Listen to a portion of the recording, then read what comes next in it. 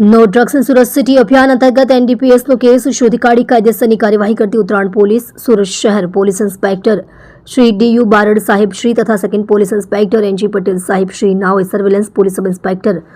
AR Patil તથા surveillance સ્ટાફના police માણસોને એનડીપીએસના કેસો શોધી કાઢવા સારું જરૂરી સૂચના અને માર્ગદર્શન આપેલ હોય,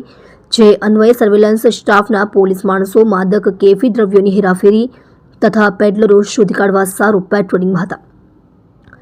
તે દરમિયાન હેડ કોન્સ્ટેબલ કિરીટભાઈ રસિકભાઈ નાઓને તેમના અંગત અને વિશ્વાસુ બાતમીદાર મારફતે બાતમી હકીકત મળેલ કે ઉત્તરાયણ વીઆઈપી સર્કલ એલિટા સ્ક્વેરની બાજુમાં પતરાના શેડમાં આવેલ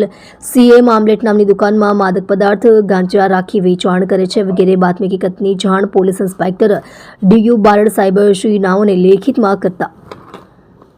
Uttarayan police inspector DU Barad સાહેબ શ્રી નાઓએ ઉત્તરાયણ પોલીસ માણસોની અલગ અલગ ટીમો બનાવી સરકારી પંચો સાથે બાતમી હકીકતવાળી જગ્યાએ રેડ કરતા આરોપીઓ નામે મોહિત નાનેશ્વર મહાજન, ઉંમર વર્ષ 21, ધંધો વેપાર, રહે દિવ્યલોક એપાર્ટમેન્ટ, બીજા માળે, રાજપૂત ફળિયું, ઉત્તરાયણ ગામ, સુરત શહેર, મૂળ વતન એરોન્ડોલ, જિલ્લો જલગાંવ, મહારાષ્ટ્ર તથા ચિરાગ સાગરભાઈ સોલંકી, ઉંમર વર્ષ 20, ધંધો વેપાર, રહે ફ્લેટ નંબર C408, સુમન સ્વર્ગ આવાસ, કીર્તિનગર પાસે, ઉત્તરાયણ ગામ, સુરત શહેર, મૂળ વતન બાપુનગર રેલવે સ્ટેશન પાસે, અંકલેશ્વર, જિલ્લો ભરૂચ નાઓને પકડી પાડેલ હતો। મજકૂર પકડાયેલા આરોપીઓના કબજામાંથી પ્રતિબંધિત વનસ્પતિજન્ય માદક પદાર્થ